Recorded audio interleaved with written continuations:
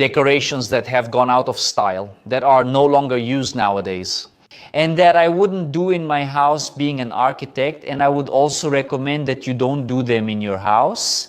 That's what I'm going to show you here now in this video. Hey guys, how are you doing? All good? I am Edipo, an architect, and now I want to show you some decorations, items that when we're renovating our house, sometimes we think, wow, that's cool, that's beautiful, let's do it like this. And we don't even imagine that later we might even regret having chosen that decoration. For example, I wouldn't do it when renovating my house or decorating my apartment. Here's what I want to tell you now, so you don't make a mistake. You may agree or disagree, and that's fine. I'd like to hear your comment, whether you agree with me or not, on these items that I'm going to show you right now. First item, guys, a light above the mirror, in your bathroom. When we put lighting, especially a spotlight above the mirror, right there in our bathroom, it's very common for us to have lighting in front of the mirror in our bathroom, in our suite bathroom, in the guest bathroom, or even in a half bath, right? When we have a plaster ceiling, people go there and put those spotlights right in front of the mirror, about 8 inches away. However, there's a mistake here that I want you to understand. When you use this lighting that's exactly in front of the mirror, it creates a shadow right here, in this part of your eye, like this. And for women's makeup, for shaving when a man is going to do it anyway, when you use this lighting so you can see your face in a more natural way, especially for women, when it comes to makeup, it's a mistake, okay? It won't work because it's going to create that shadow here, look, on your eye, okay, on your face. So that's a terrible problem for everyday life. Now, if that's not your intention, if that's not your goal, then it's all good here. There's no problem. I have another spot here in my suite, in a closet, where I have a mirror with lighting that comes from the front, and then we can use it for makeup. Anyway, that's fine, that's cool, that's nice. But if you only have this one goal, if you only have this space to have both functional lighting and that lighting that comes from the front, it's good to use a little wall sconce, maybe a LED on the mirror, so the light comes from the front to your face to give you good lighting, right? A more natural brightness there without creating shadows. So the first thing I wouldn't do in my house with this goal, okay? Let me make it clear for you here. Panel only around the television in your living room. Look, this item here is really interesting. See, I even want to discuss it with you. Tell me here in the comments. Do you think the slatted panel is out of style? I want to hear your opinion, okay? Do you think the panel is out of style? I've been seeing quite often some interior design professionals saying that the slatted panel is out of style, that it's outdated. I'm an architect and I have a slatted panel in my television room. Whenever I can in my projects, I recommend to my clients to add a little side strip, a nice panel in the television room. The one that goes on the side table, on the headboard of the bed. Anyway, there are several situations where you can use the slatted panel. I want to know your opinion, but what I want you to understand is that whether you make a panel slatted or not, smooth, whatever the shape, just around the television, as if it were a frame for you to embed your television there. That's not functional, in my opinion, okay? It's better for you to have only the television, as I've already told you here in other videos on the channel, that when you want a cleaner, lighter, more minimalistic television room, there's no need for a panel, just the television stand and the television. Obviously, you'll need to make an adaptation, like installing a duct, a pipe, something, a conduit, so that the cables like HDMI and everything else from the television to the devices are embedded inside the wall. So you need to do that beforehand. But what I want you to understand is if you're going to make the panel, do it on the whole wall, okay? Don't just put that wooden frame there with your television, okay? Think about how it's built in. No, I had to do this because the television only fits this way. That's not needed. In my opinion, making the panel only around the television is out of style. Mirror on the cabinet in your kitchen, that tall cabinet in your kitchen, putting a mirror on it. We even have a personal experience here from the old house where we used to live. My wife used to complain a lot because we had the mirror on that overhead cabinet, that wall cabinet, in the kitchen area of our house. and she would say, look, Edipo, I cleaned this here, and 2 or 3 days later, it looks like it hasn't been cleaned in a month. Because it feels like the dirt really sticks to it and everything. It will stick no matter if it's wood, plastic, or any material. It's just that the mirror shows it more, right? Those little grease stains on your mirror, so it shows more, it gives that impression of carelessness, you know? And it's not very functional, in my opinion. It's not very functional to have mirrors on those overhead cabinets in your closet and your kitchen. It's nice, it's more natural to use the woodwork itself to make the door, to make the counter there anyway, without using the mirror. It's another situation too, it's another decoration that I wouldn't put in my new house, okay? In my new house project. I don't recommend my clients do this in their closet, even if they like it. I would say, look, do you want to put it in? Do you like this decoration, this product? Let's put it in, but I don't recommend it. I'm going to make that very clear to my client. So it's just another item here. It's another outdated decoration that, in my opinion, I wouldn't put in. A yellow sofa in your living room. Just look at this. It's almost absurd. You have your nice, beautiful living room. You put in porcelain tiles, a cool vinyl floor, set up your television room, your panel, your television stand. Great. You decorated the ceiling, added some pleasant lighting, and then boom, you put a yellow sofa there just to draw attention, that wine color, that red wine-colored sofa to stand out. Anyone who visits my house will see my sofa. They might not notice anything else, but they will definitely see the sofa. Look, I want to tell you something. This kind of situation is totally out of style. It's completely out of context in your decor. Especially nowadays when people ask a lot for a cleaner project, a lighter, softer project. So don't draw so much attention with just one piece of furniture in your house, like a yellow sofa, a red sofa, or a blue sofa that hurts your eyes. Don't do that.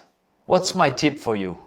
Pay attention. If you have colors in your wall paint, your cabinetry, or your flooring in shades of gray, look for a sofa in slightly darker shades of gray.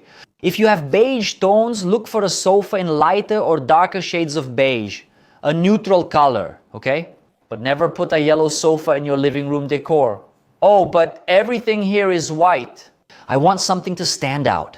Instead of the sofa, highlight an armchair, which I think looks nice. That way you can put it on your balcony, put it in another room because it's a piece of furniture, an object, kind of portable. We can move it around. The sofa we won't move. You get it? So, in my opinion, when it comes to decoration, another item I wouldn't put in my house is a sofa that stands out too much from the rest of the decor. And I don't recommend you do it in your house either. Gray granite in your kitchen. Check out this item I want to show you right now. Edipo, man. I was already thinking about choosing some kind of granite to put in my kitchen, and I was looking at some colors and stuff. Let me tell you this. Granite is one of the materials, one of the stones we have here in Brazil that's most common, one of the cheapest, let's put it that way. When we're renovating and doing the math, there are several types. There's the São Gabriel black, the Ubatuba green, the Pitaya, the absolute gray. There are many.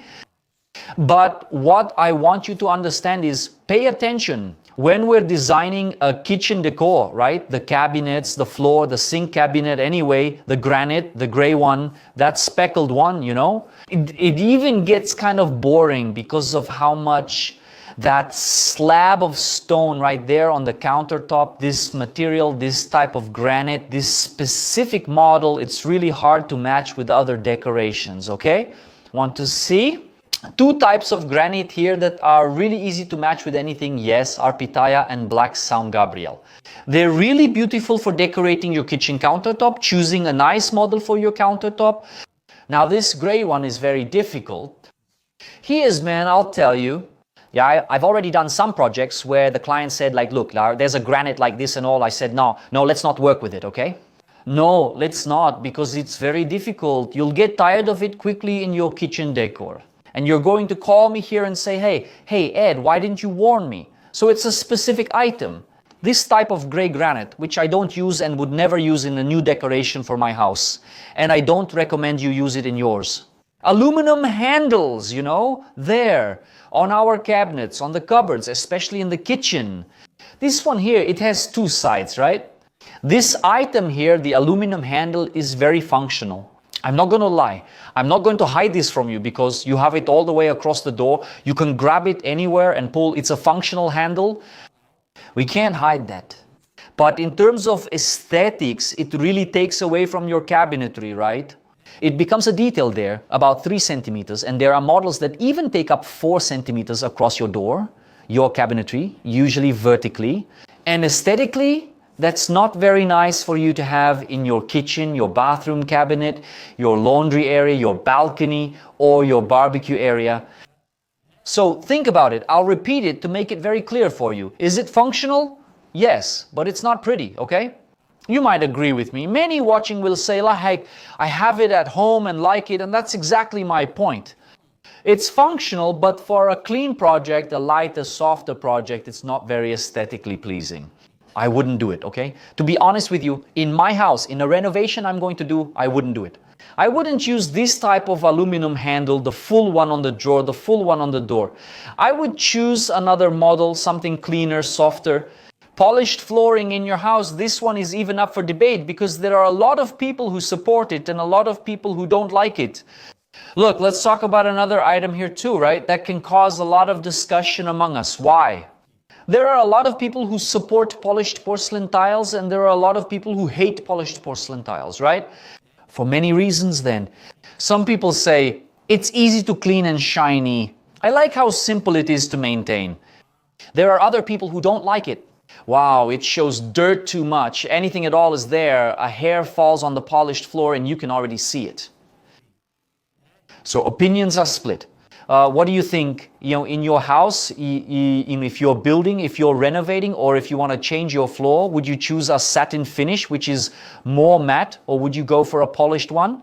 As an architect in my own house, in a project, I would go with satin. I wouldn't choose polished for the floor in my house. Okay, it's a matter of taste. It's a personal choice, all right? It's something that it's the same thing as the handle I mentioned a little while ago. Some people think it's cool, it's functional, but aesthetically it takes away too much. Polished flooring is a personal issue. If you ask me, in a project I would do for you. Which one would you recommend, Edipo? I suggest the satin one, but the polished one is fine too. It really depends on what we're going to match with the rest of your decor. I want to hear your opinion. Tell me here, satin or polished? Dark colors to paint inside your house? Ever pick a really dark color and make your space too dark? I've already told you this in several videos here on the channel, that inside our house, I like to work with, at most, 2 colors for painting the walls, okay? Choose a very light color to be the main color and pick 1 wall in each room to paint with a darker color to make it stand out. Television room, for example, all the walls, a very light color, a light cockatiel gray, and for the television wall, then you go and use an elephant gray, okay? Oedipus, I prefer beige shades. Maybe use a very light, soft bean sprout color. A country cottage with 1 wall painted a darker color, okay? Don't use dark colors inside your house. Otherwise, soon you'll pick a darker sofa, you'll choose darker woodwork. The floor may already be bold in color. And then you'll have to keep the lights on most of the time during the day in your house because your rooms will get too dark.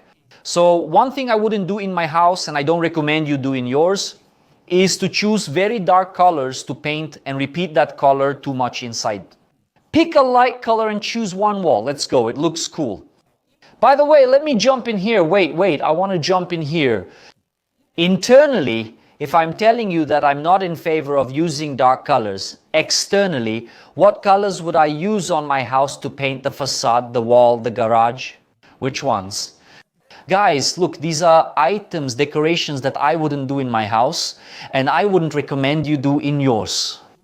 Some of them are out of style, others are functional, but not aesthetically, right? Others, you'll agree with me 100%. I want to hear your opinion. Comment here which ones you agree with me on and which ones you disagree with, so we can have this conversation. Comment, subscribe to the channel. If you made it this far, leave your like as well, and don't forget that I'll be waiting for you in our next video. Take care.